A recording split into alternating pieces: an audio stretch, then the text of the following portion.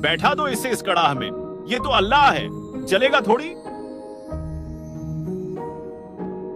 इसकी कोई जरूरत नहीं है, मैं अपने आप ही इसमें प्रवेश कर जाऊंगा।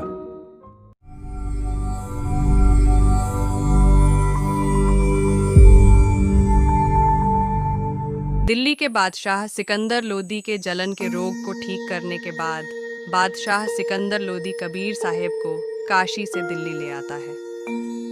वही कबीर साहिब जी ने जनता के सामने एक दरिया में बहते हुए जा रहे मुर्दे को तथा सिकंदर लोदी के पीर शेख तकी की मृत बेटी को कब्र से निकलवाकर जीवित कर अल्लाह होने का प्रमाण दिया। देखिए ये संपूर्ण कथा हमारे पहले वाले वीडियो में। ऊपर आई बटन पर क्लिक करें या वीडियो के डिस्क्रिप्शन से देखें। कबीर साहिब की महिमा दिन ब दिन बढ़ती जा रही थी, लेकिन ये सब शेख तकी के लिए घाव पर नमक छिड़कने के समान था। सिकंदर लोदी ने कबीर साहिब को अल्लाह स्वीकार कर उनसे उपदेश ले लिया था, जो कि शेख तकी को बहुत चुभ रही थी कि अब उसकी महिमा खत्म हो गई है। शेख तकी ने सिकंदर लोदी से बोलना बंद कर दिया और कबीर साहिब जी को नीचा दिखाने के लिए प्रयत्न करने लगा। शेख तकी मुसलमान भाइयों को इकट्ठा करने लगा। यह कबीर सचमुच कोई जादूगर लगता है। बादशाह इसे अल्लाह मान बैठा, लेकिन अल्लाह शरीर में नहीं आता। इसकी एक और परीक्षा लेंगे। हुक्म कीजिए पीर जी, आप हमारे नबी हैं, क्या किया जाना चाहिए? इसे खत्म करना होगा। ये तो अल्लाह है ना, मरेगा थोड़ी। इसे उबलते तेल के कड़ाहे में डालकर देखते हैं। ये कोई छल कपट से चमत्कार कर रहा है तो मर जाएगा, अन्यथा बच जाएगा। सभी ने जाकर सिकंदर लोदी को यह बात बताई कि कबीर की एक परीक्षा ली जाए। हम ऐसे ही क्यों इसे अल्लाह मान लें? सिकंदर लोदी को चिंता हुई कि शेख तकी के इशारों पर पूरा मुसलमान समुदाय नाचता है। सिकंदर लोदी अपने पीर शेख तकी के पास गया।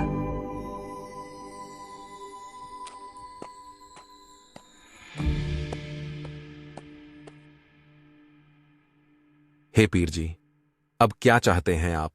कबीर साहिब ने 3-3 मुर्दों को अपनी आंखों के सामने जीवित करके अल्लाह होने का सबूत दिया है।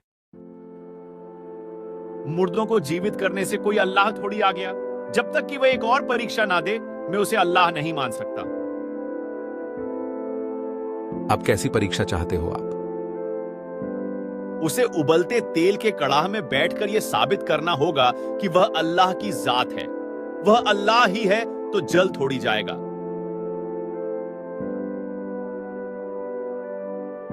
सोच लो, ऐसे में तो कोई भी मुसलमान उसे अल्लाह नहीं मानने वाला।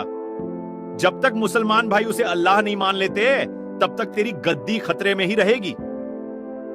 ऐसा मत कीजिए पीर जी, हम जरूर कबीर जी से इसके बारे में बात करेंगे। सिकंदर लोदी धर्म संकट में फंस गया। मायूस होकर अपने कक्ष में बैठा था। क्या हुआ बादशाह, अब क्यों परेशान बैठे हो? शायद आपके पीर जी अभी भी आपसे नाराज हैं। हे अल्लाह, आप तो जानी जान हैं। सिकंदर ने पूरी बात बता दी और अपनी मजबूरी जाहिर की। हे मालिक, पीर जी को कैसे मनाया जा सकता है, ये तो आप ही जाने। बादशाह, आपके पीर जी की समस्या बन गया हूं मैं, क्योंकि मैं हिंदुओं और मुसलमानों में सामंजस्य स्थापित करना चाहता हूं, जबकि उसका काम मात्र नफरत फैलाना है। लेकिन चिंता की कोई बात नहीं है।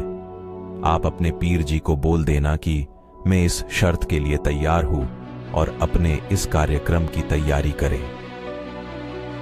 सिकंदर लोदी ने कबीर साहिब की बात पर विश्वास किया और राहत की सांस ली। पीर जी, कबीर साहिब जी आपकी परीक्षा देने के लिए तैयार है। आप अपने कार्यक्रम की तैयारी कीजिए। अब आएगी सच्चाई सामने। शेख तकी ने पूरे नगर के सभी मुसलमानों और आम व्यक्तियों को यह संदेशा भिजवा दिया और अगले दिन सभी को इकट्ठा होने के लिए बोल दिया। अगले दिन सभी एक मैदान में इकट्ठा हुए और शेख तकी के आदेश से एक सेवक एक बड़े कड़ाहे में तेल उबालने लगा और सभी कबीर साहिब की लीला का इंतजार कर रहे थे। कबीर साहिब और सिकंदर लोदी सारी जनता के बीच उस मैदान में कड़ाहे के पास पहुँचे। तेल बहुत गर्म होने के कारण भयंकर रूप से उबल रहा था।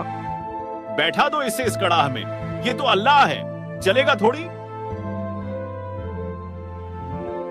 इसकी कोई जरूरत नहीं है, मैं अपने आप ही इसमें प्रवेश कर जाऊंगा। कबीर साहब वहां से उड़कर तेल के कड़ाहे में प्रवेश कर गए और आराम से उसमें बैठ गए। सभी लोग हैरान थे कि कबीर जी को कुछ हुआ ही नहीं। सेकतकी को और भयंकर जलन हुई। ये सचमुच जादू जंतर जानता है। यह तेल जैसे दिखाई दे रहा है वैसा गर्म नहीं है। इसने तेल की तासीर ठंडी कर दी है। यह बस उबलता हुआ दिखाई ही दे रहा है। सिकंदर लोदी ने सोचा कि सच में कबीर साहब तो बहुत शांति से बैठे हैं। क्या सच में तेल गर्म नहीं है? देखे, मैं देखता हूं कि यह गर्म है या नहीं। बादशाह, इस नादान शेख तकी की बातों में मत आना। इस तेल के तपन का कोई अंदाजा नहीं है। इसमें अंगुली डालते ही आपकी अंगुली नहीं रह पाएगी। सिकंदर लोदी को विश्वास नहीं हुआ और सोचा कि कबीर साहब जी भी तो है इसमें, तो मेरी अंगुली को क्यों आँच आएगी। कबीर साहब के मना करने पर भी उसने अपनी अंगुली तेल के कड़ाहे में डाल दी। बादशाह की अंगुली पूरी तरीके से जल, हड्डी भी काली पड़ गई। भयंकर दर्द से वहीं पर बेहोश हो गया। मंत्रियों ने बादशाह पर जल छींटे मारे और होश में लाना चाहा। बादशाह को होश सा आया, लेकिन दर्द से कर्राहर कर फिर बेहोश हो गया।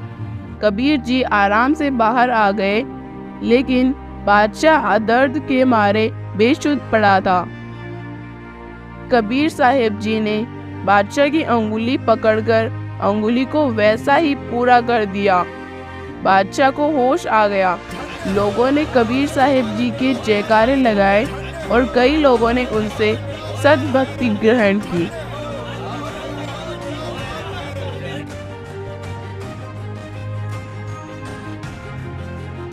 ये 2D एनिमेशन संत रामपाल जी महाराज के सत्संग प्रवचनों का अंश मात्र है। संपूर्ण आध्यात्मिक ज्ञान प्राप्त करने के लिए अवश्य सुनिए संत रामपाल जी महाराज जी के मंगल प्रवचन। आप संत रामपाल जी महाराज जी के मंगल प्रवचन संत रामपाल जी महाराज एप्लीकेशन पर भी सुन सकते हैं तथा उनके द्वारा लिखी पुस्तकें भी डाउनलोड कर सकते हैं।